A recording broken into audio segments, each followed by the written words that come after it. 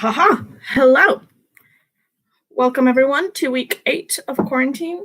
God, my bed is a mess, but that's fine. I'm just gonna strategically place myself this way to make sure that my bed looks like a little bit less of a mess.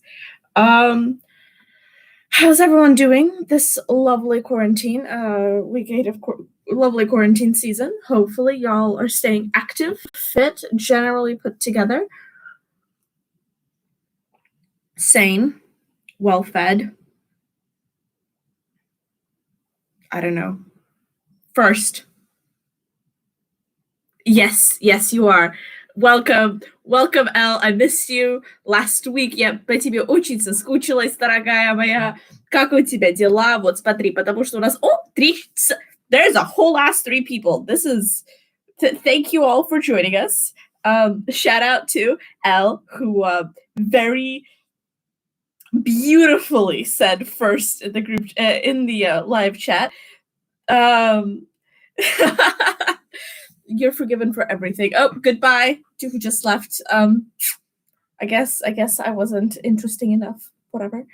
I'm not hurt in the slightest. I actually have a lot of really fun updates. There we go. This is optimal. A lot of really fun updates. First and foremost, I'm now officially done with all of my coursework.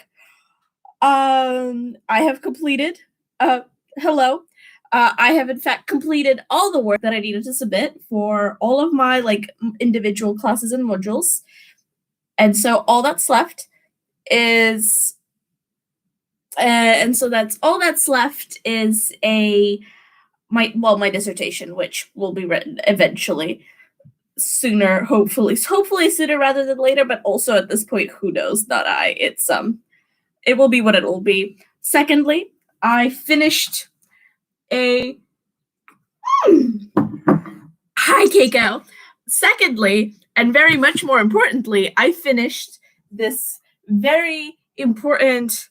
So if some of you may know, I've really gotten into knitting, and so one of my projects was a cardigan for a friend, and then I'm knitting my boyfriend a scarf, which is coming along quite nicely. But most importantly, I was knitting myself a crop top with a really cool fancy back pattern, and it's finished. Here it is. If you want pictures of me wearing it, I will send them to you. Let me know. I will. It's super cool. And here's the cool back pattern as well. I am so proud of myself. It's super exciting. I'm super excited. And it turned out super cute, and it fits me really well. And the cool back pattern allows me to wear all my fancy, cool back pattern bras. So overall, glorious. Just phenomenal. Honestly, a picture of a perfect housewife is really what I am. Carolina Herrera is shaking because I am the next big... Knitting your own clothing is the next big trend. I guarantee you. We're all going to come out of this quarantine with just clothes. So also, if anyone wants to commission me to make them a sweater, I will happily make you one. A sweater, a top. You can pick your own yarn and pick the pattern, and the only thing you'll have to pay for is the yarn. I will cover everything else because honestly, you're just saving me at this point. And but anyway, my next thing I'm going to be making is a really, really cute cropped sweater for myself with long balloon sleeves. I'm very excited for it, but I'm making it in this very pretty baby pink. Now I'm just starting the gauge square, but it's going to be super cute. I'm very excited. Hopefully it's also going to take exactly a week. But here's the yarn. I have 9 of these balls. I'm very excited. The only annoyance is that I bought this pattern from a company called something J'adore. Whatever. But the pattern is not the best. I am very angry at the pattern because for a variety of reasons. Chris listened to me vent about these reasons earlier today, and so that's update number two about my life. Update number 3 about my life is the fact that so Chris and I decided that today we're gonna walk over to the neighboring town of Whitstable, which is a really cute English coastal town that's located at the mouth of the bay, like Zalif. Really, it's a bay, but at the mouth of the bay in which the Thames flows out into. But it's super cute, and today was beautiful weather. It's also about a 5-mile walk away, just in a straight line. So give or take a 5-6-ish mile walk specifically from campus, from center of Canterbury, the town which technically I live in. It's more of like a 7-ish mile walk. 6.5, 7-ish mile walk. But anyway, and so we walked down there today, and it was beautiful. Got up at 8 a.m. We left at 9:30. Got lost on the way there, walked for 2.5 hours to get there, found the most picturesque woods I've ever seen in my life. So, especially if you're Russian, but if you're like, those fairy tales about like where a princess gets stolen and is kept in a tower somewhere, and the wood is dark and grimy, and or the stories about how like the gray wolf saves our hero from suffering, or the wolf in which the Baba Yaga sits, right? Or not the wolf, the forest in which the Baba Yaga, with Cochet, with literally any classic Russian fairy tale that features a forest. This was the forest. Right. So Alice, not Alice L. Alice, wow, I'm just that tired. I'm just honestly just that tired from walking 15 and a half miles today. But I found the most picturesque for like pine forest, and it was beautiful. I was astounded because it, honest to God, looks exactly like you'd imagine one of those, fairy tale forests to look like, and one of those like not good classically Eastern, like a good classic. I will promise I will send pics. Hopefully I will figure out this live stream thing a little better, and maybe next time I can do like a full slideshow with commentary. Yeah, okay. That, what, that makes it. Thank you. That makes a lot more sense. To be fair, we all went by different names at high school, and then in college, and then in uni, because I also went by I also changed my name in uni. But what else? What I was gonna say? I was talking about the forest. Right. It's beautiful, and so the result is that. Oh no, where is it? Oh, please don't tell me I lost it. There's a pine cone somewhere in my room, and it's the most perfect pine cone. It's like small and cute, and suddenly I like comprehend, especially if you're like not from Europe or didn't grow up in Europe or like went to high school in Europe. There are like, when we study, in English class, you study like romantic literature and like Lord Byron and Wordsworth and Shelley and whomstever, the great romantic poets who write about like nature and the fact that the Industrial Revolution, George Gordon, Lord Byron, is my favorite thing because he's the only one, literally the only one, who's more dramatic than me. And I will fully accept that and bow down to the fact that George Gordon, Lord Byron, is a drama queen and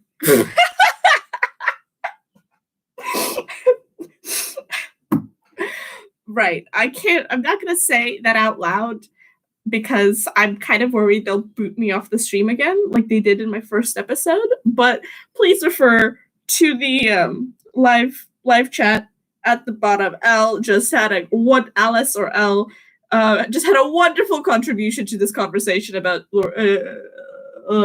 George Gordon, Lord Byron. Also, very interestingly, there's a ancient Greek temple somewhere. I think it's like either in Sicily or in actual Greece. It might just be the one actually, like it might be the Parthenon in Athens, where Lord Byron and his fully melodramatic ass carved his name into a pillar, being like, Lord Byron was here. And honestly, I think that's the biggest mood. Like, imagine the temple, the marble, whatever they're built. I think I'm like almost certain it was marble. This marble temple to the ancient Greek gods that has been around for like 4,000 years at this point. Imagine not 4,000. Like 2,000, 2,500. That's approximately when we have the classical period. For about like 2,500 years at this point. And just carving your name into the an absolute icon is all I have to say on this matter. But why were we talking? Right. So I can completely understand like all of the romantics, because walking around, just straight up walking around England, you can walk through fields in England. It's beautiful. I have taken so many more walks now. I have petted cows because there's a field which we can cross, which is almost always full of cows. And you know what? And they are friendly cows, and they like come up to you and they like look at you, and they also just don't give a singular hoot about like the fact that you're crossing their field. It's super entertaining, and I really, really enjoy it, is all I have to say on this matter. But England, 10 out of 10. Like, go stay in a rural town in England and go take a ramble through the woods, through the nearest woods, because almost all woods are public access and you're allowed to like walk through them. And if they're not public access, the signs, you will see signs so frequently that they're private that there's no way you'll miss them. And so if you don't see a sign that it's private, go for it. Walk through. It's buck wild. I am so anyway, the like biggest redeeming quality of England is the fact that you could just walk across through a series of woods and just end up in the town over or on the coastline. Yeah. And so right, but we walked to the town over, which is on the coast. It's absolutely beautiful. I will send everyone pictures. Super worth it. Apparently Whitstable, which is the town over, has always been known for oysters, to the point where when the island of Britain was still in fact a part of the Roman Empire, the Roman emperors themselves requested and like bought and they didn't buy because they could just demand, but like they had their oysters shipped brought over. Imported? Would it be imported if it's still within the same empire? I don't think it's imported anymore, but they would they would have their, they would, somebody help me out, please. What's the word I'm looking for? They got their oysters. Roman emperors sitting in Rome got their oysters from Whitstable, is what I'm trying to say here. Anyway, it's super, super cool. Super, the coastline is beautiful. Just absolutely phenomenally beautiful. I'm really excited to do some drawings of all the pictures that I took. And also, I now gotten inspiration for my new experiment in art. Firstly, I'd like to point out that Chris found an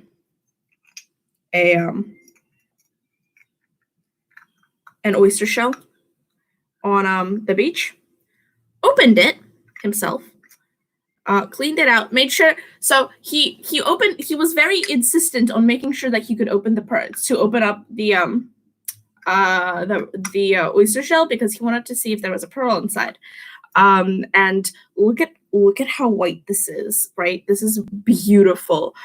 And if you don't think I'm gonna start being the kind of absolute hoe to mix my paints in pearl shells, well, I am gonna be very sad to prove you otherwise, because I'm absolutely mixing all of my paints on the inside of pearl shells, like not pearl shells, oyster shells, because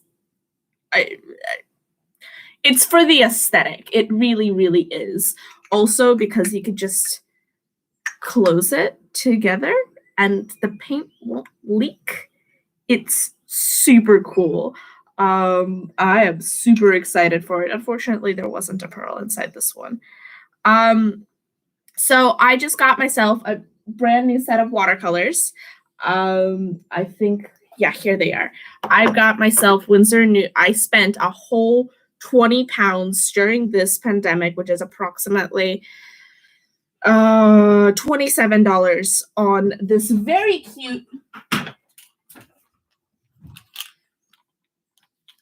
cute Winsor Newton palette. It's honestly the size of my phone, and it features, oh, come on, open up, please. There it goes. And it features 12 of these cute little half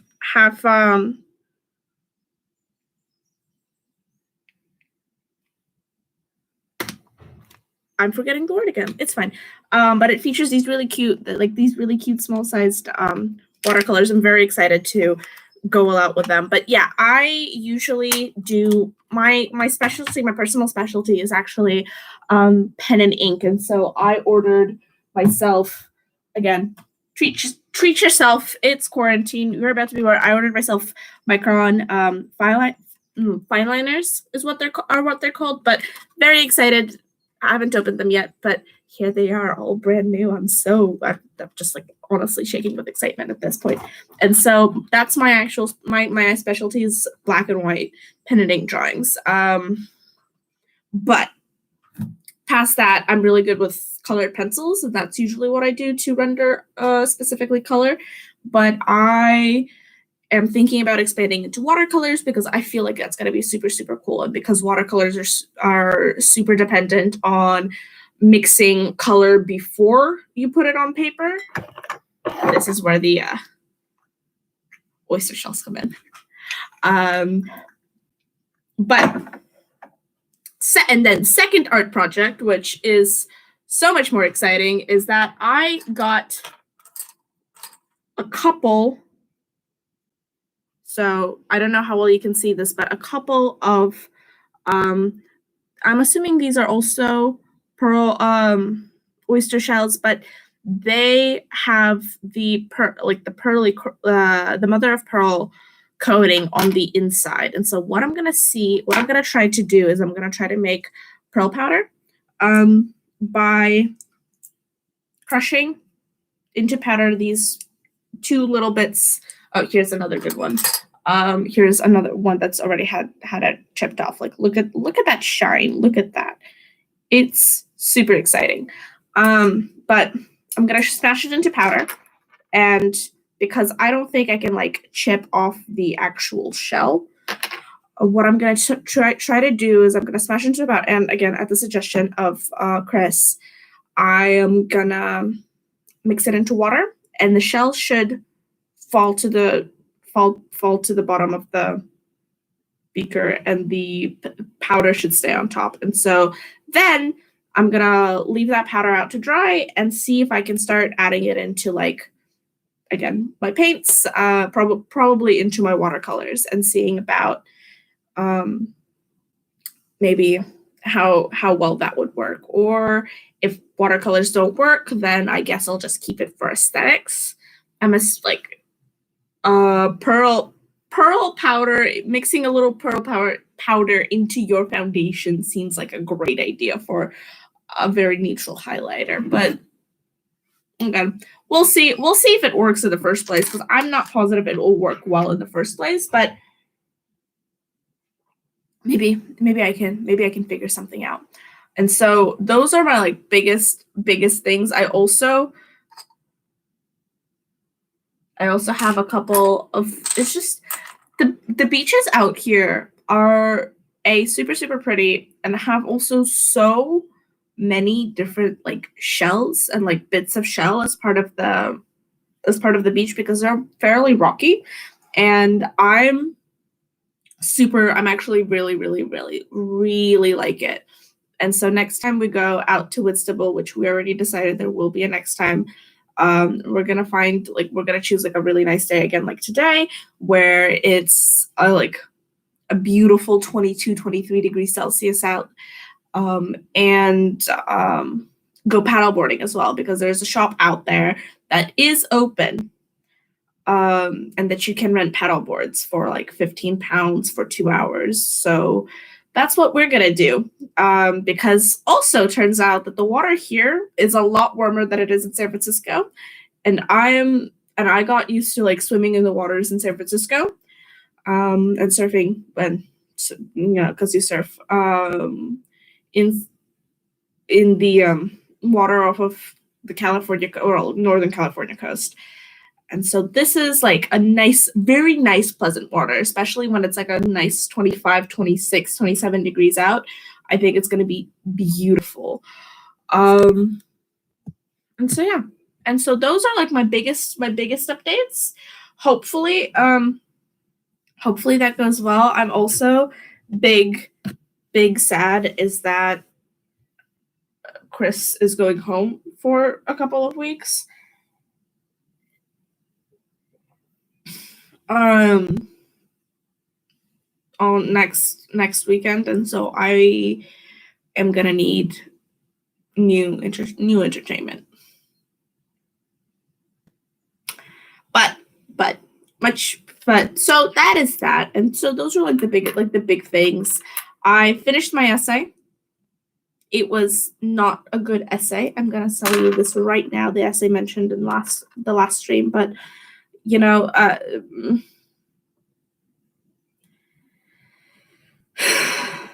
also I got back my mark for my first of the essays, the ones of in the past 3 weeks, and I got a very disheartening 55% on it, which translated into US terms is like a B. Yeah, it's a B. It's like an exact B, which like it could be worse. It could be significantly worse. Is it worse? No, but could it be better? Also, absolutely. But I guess we suffer as we will. But yeah. Oh wow, it's already 17:24. I'm also super proud of myself because I ended up doing quite a bit of art. I'm gonna actually go grab my sketchbook and show you some of the art.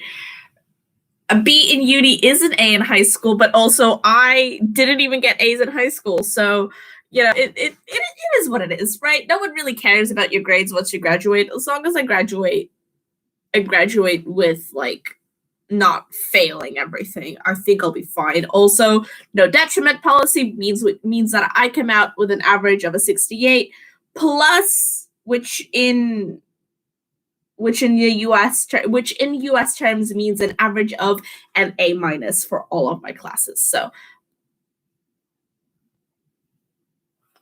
it's fine. It's fine with me. But all right. So England has an obnoxious amount of old churches. And by obnoxious amount of old churches, I mean actually a lot. A lot of really cool old churches. And so there's one that's like right by us. That's maybe like at best a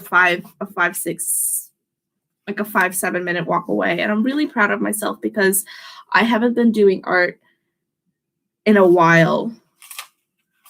And by in a while, I mean like I actually haven't done like art in any significant capacity since maybe freshman year of uni, where I did all those paintings and drawings of flowers on people.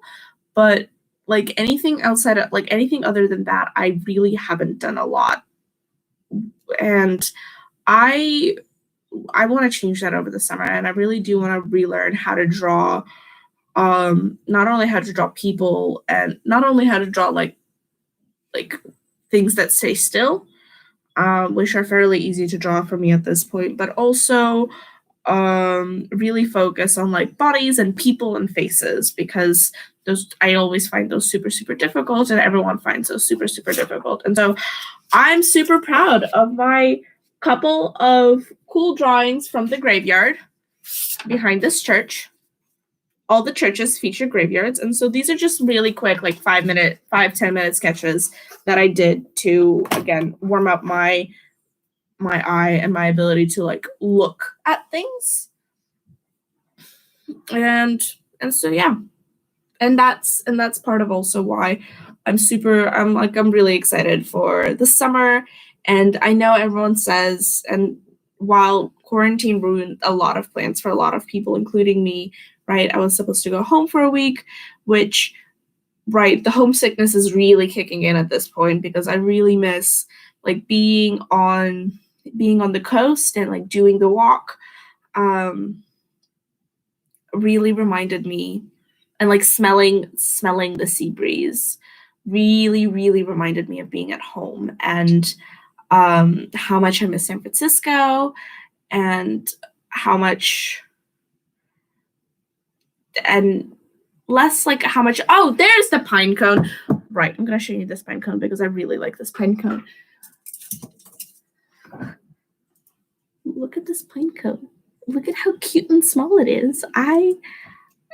It's just, I want 20 in a bowl, even like right now. Like next time I might walk just halfway to the forest and just explore the forest for a while.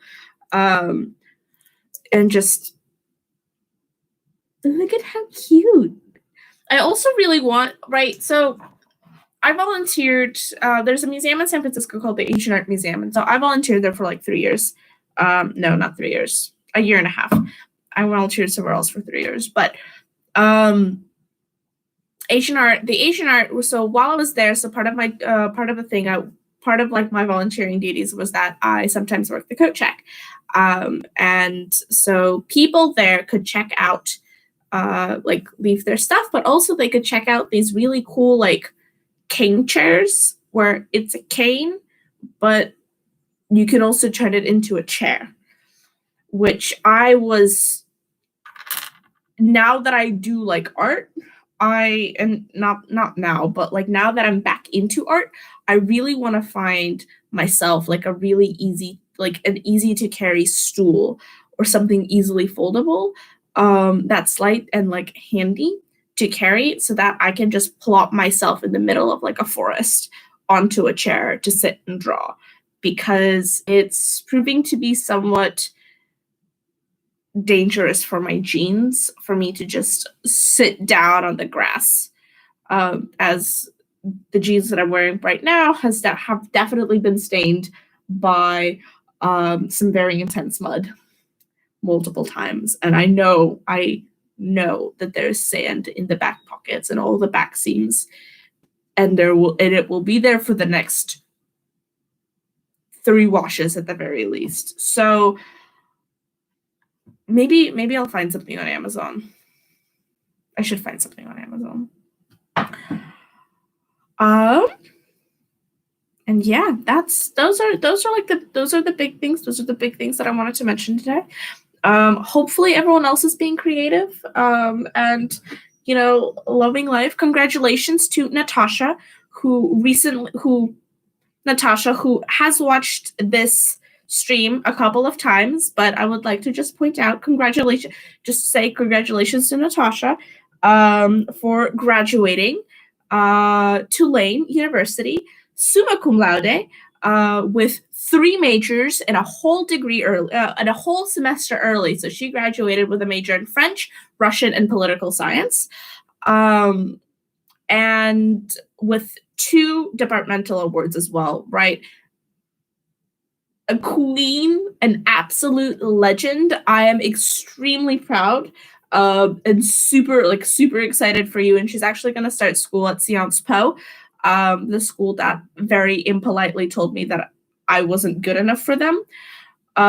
So only props to her for being that cool and that high achieving. I am just absolutely in awe.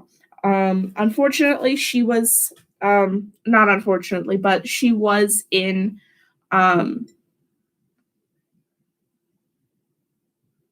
oh my god, I'm forgetting the words. Right. She was being an au pair. She was an au pair in Paris for a while, up until, the pandemic hit us and she returned home. But cheers to Natasha for graduating with all those honors. I would drink to your success. And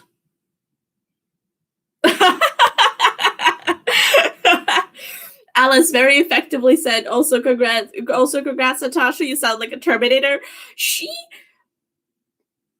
I don't know if Terminator is the right word. She's just determined. Right, okay, to be fair, she did run cross-country in high school, and I think that explains everything about her, right? People who run cross-country are what we call overachieving. It was it's fair. It is but it is a compliment, but also I don't think she's quite a Terminator, right? Sorry, Natasha, for discussing. I know she's probably gonna watch this afterwards too, and I'm really excited for you to watch this and hear all your praises, because I've been seeing all your pictures everywhere, and I'm super excited for you. Also, wait a minute. Also, congratulations to Alice Nikitska, who also just finished her undergraduate degree and submitted all her papers and whatnot. And I don't know if your diploma has come in yet, or when you're supposed to be have walked the stage. But congratulations on also finishing your undergraduate degree in, I think it was criminology. I think. Please forgive me if it's not. I'm trying. I hope it's criminology, but she's also super cool. Just cheers to everyone. What I am is tired at this point already. And so yeah, those are the biggest things about that I have to mention. Is it right? Al, is it criminology?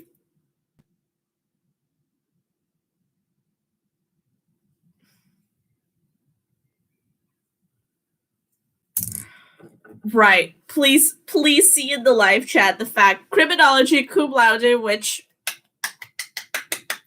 thank God. See, I do remember. I am a good friend. Criminology and a departmental award. Cheers to you. Honestly, I still cry every time I think about the essays that we wrote together in, what was it?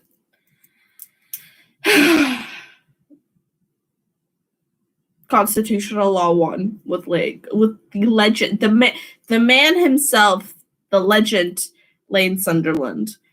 Who is, I wonder who the fourth person on is. Constitutional law.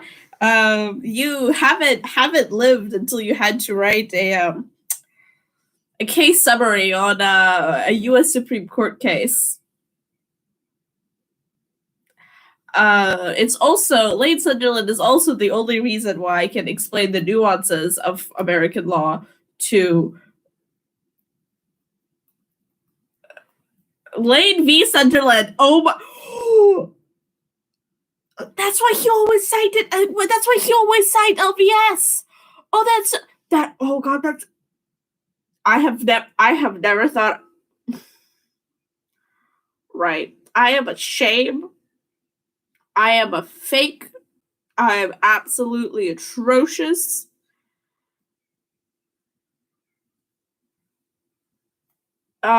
See, I haven't written any case summaries yet. Oh, the most I've ever done is I've written a paper on a case for international public law last term, and I wrote it about the implications. It's actually a really interesting story. Is that back in just post World War, so World War II happened, right? As we all know, and there was a man living in, I think it was Guam. I'm pretty sure it was Guam. Because honestly, at this point, who else is gonna pull the chat? Who else is gonna pull the chat except somebody who's in criminology? Also, because everyone else is asleep, or tired. But there was actually a really, really interesting case featuring Guam and I think it was Luxembourg. Yes. Anyway, but what happened was there was a man with German citizenship living in Guam or Mexico.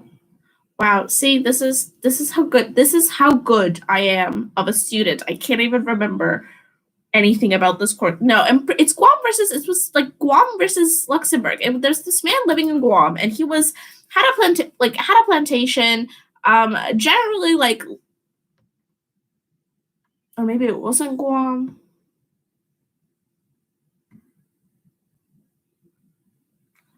Somewhere in the Caribbean. Let's put it this way. Somewhere in the Caribbean is where he was existing. But I was gonna say, what was I gonna say? I was gonna say that who was a German citizen. And so about 2-3 months before the World War II started, he emigrated to Luxembourg, got himself Luxembourg citizenship, got everything signed off by the Luxembourg king, whatever. Became a citizen of Luxembourg, and then dipped back out to his holdings in Guam, Mexico, wherever, somewhere in the Caribbean, or as I've been told by the British, the Caribbean,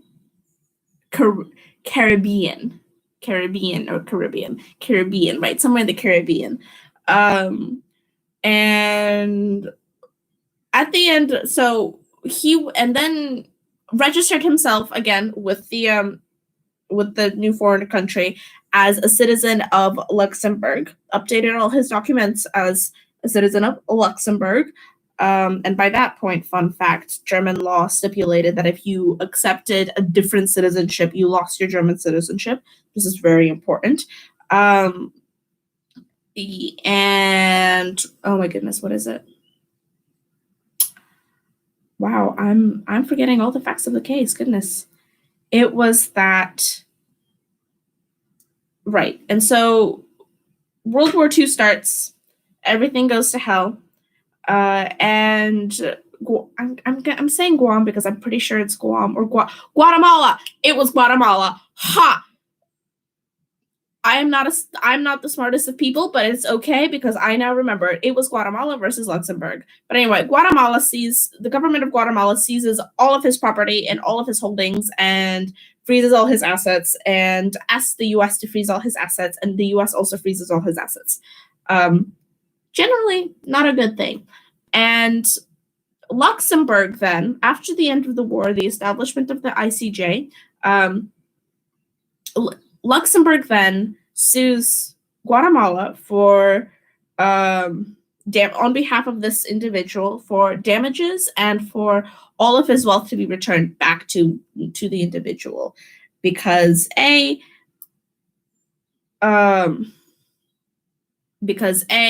like you shouldn't do this, B, the issue of sovereign principle, and C, that a government isn't just allowed to like seize a national's stuff, especially given the fact that Luxembourg remained reasonably independent.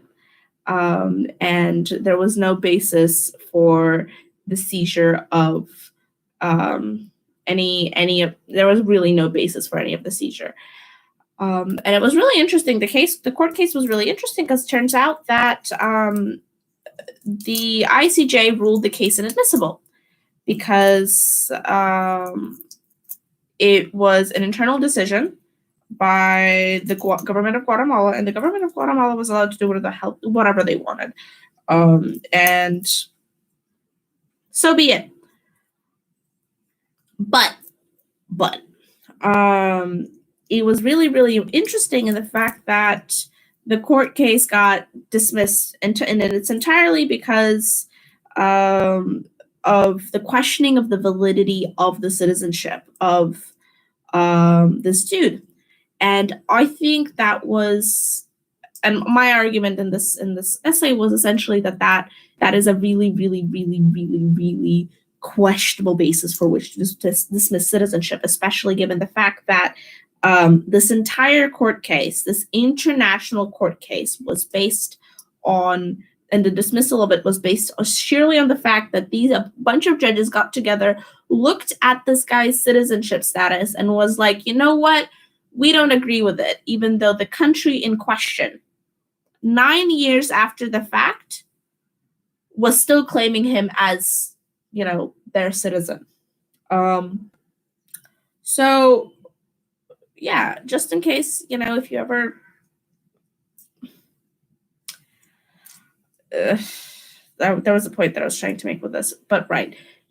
Really, really interesting international law case. That was honestly the last time I've written about a law case and the implications. But I found in my study of specifically of international law is that the best arguments are always in the dissents, right? If you want like a truly interesting argument and a truly like extensive understanding of what the implications of any specific court case is to look at extensively look at the dissents and look at like why people don't agree with it and why these very important, very like serious justices decided that, you know what, no, we don't agree.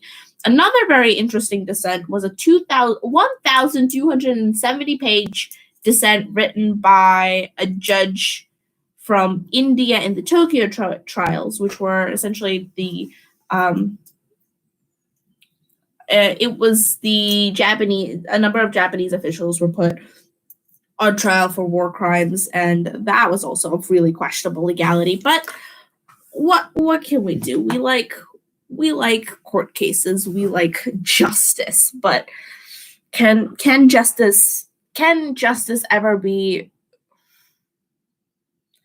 achieved at the hands of the victor is an entire different question.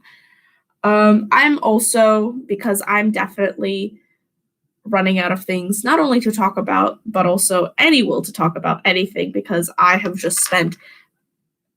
So we left at 9:30 for this vlog, and I got back at 4, which is 6.5 hours that I've been out walking, out and about. And so I'm super tired. I'm also very excited to continue working on my sweater. I've also started watching Gravity Falls at the recommendation of a number of people, and I think it's super cute. I also desperately want a haircut. Like, all of these live streams are just making me think, wait, okay. So I was recently compared. So to those of you who have seen Lady and the Tramp, I'm so glad you like Gravity Falls. I'm on season 1, episode 3, not 3, 15, I think, at this point. But also, with my hair being this long, if I put it up in pigtails, a hot second, I look like Lady from Lady and the Tramp. Here, give me a hot second.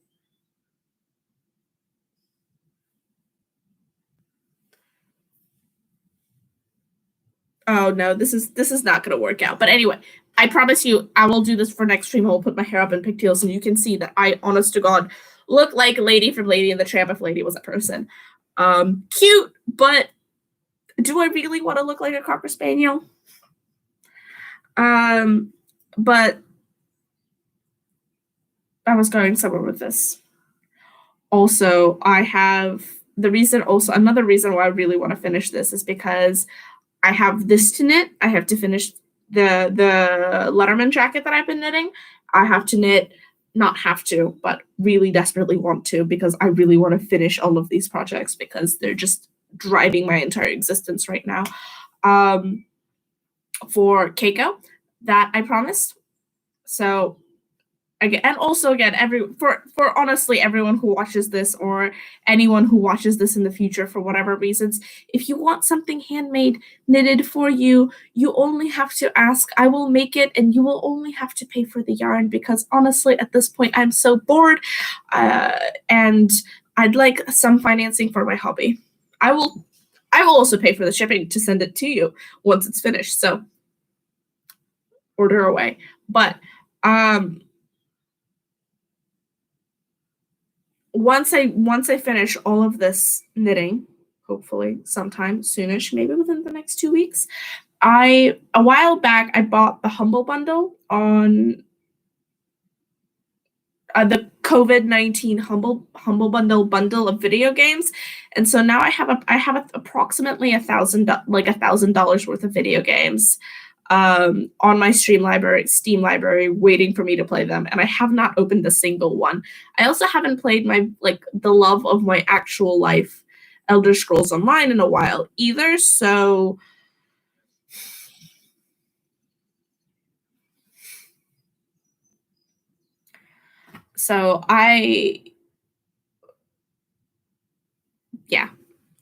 next week, hopefully, not even hopefully, absolutely, I am aiming to read a couple of essays from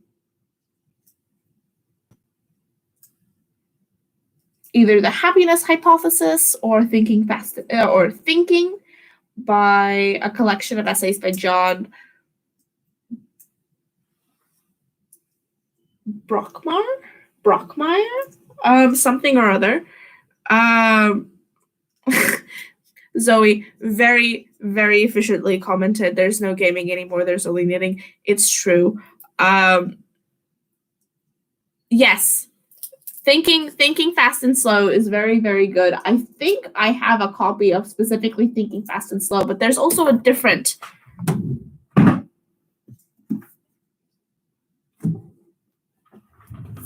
book called just Thinking. It's a collection of essays. It's really, really interesting. But really what I'm most excited about is that I'm definitely going to read. There isn't unfortunately, there isn't a really cool, pretty cover, but it's called The Aesthetic Brain. And it's a very biology-based discussion of why we find certain things attractive, or aesthetic or beautiful, in all the definitions of the world. And so hopefully I get to reading any of those. And that will lead to a discussion of that and maybe some new formulated opinions on that. Next week, hopefully everyone's staying safe, everyone's staying indoors, go take walks, find new places, find new abandoned cool things to do, find hobbies and interests, and what else? Oh, if you have Stardew Valley and play Stardew Valley on the PC, not on anything else, but on like an actual computer, please let me know, because I will happily start a communal farm with you. And I guess that's it. Those are like the biggest things. Also, one more happiness thing is the fact that there are the Russian stores in town. We have 3 Eastern European stores in town, which very, very good, very, very, very good. But much more importantly is that I found a whole tray of baklava for £1.50 a couple days back, and I bought and ate the entire tray. I also bought a whole hunk of sala, which is like cured bacon that you don't need to fry, you just eat raw. It's glorious and beauty and grace. And so I made myself a whole rice cooker full of buckwheat. I'm gonna cut myself a couple of slices of sala. I'm gonna I don't have bread, but I don't really eat a lot of bread, so I'm gonna omit the whole entire bread concept, and I'm gonna honestly live my best life now. Again, stay safe, drink tea, try new things, but also, all of you, like, only the best wishes to all of you. Share your new hobbies with me. If you want to send me pictures of your art, of anything that you've created in the past however long, I will support you in every single way I possibly can. Anecdotal fact, Zoe video called me in the middle of my hanging out with a bunch of with my Russian brunch squad. My Russian brunch bunch seems a lot more interesting, but so that I could explain a knitted lace pattern to her. So I will happily support everyone in any way I can. So yeah, okay. All my love. I know this is shorter. I might have to start doing these a little shorter until I have like actual like scripts or like ideas and like a outlines of what I'm going to talk about. But while I'm still just rambling on and on and on and on and on and on and on and on and on and on and on and on, you're getting this. All of my love to everyone. Thank you so much for joining in. To the 5 people who are here today, who are here at the end of the stream, I hope you have you have had a lovely weekend and have a wonderful next week. Not first week of May. Goodness, what second to last week of May. All of my love, and a good evening to everybody.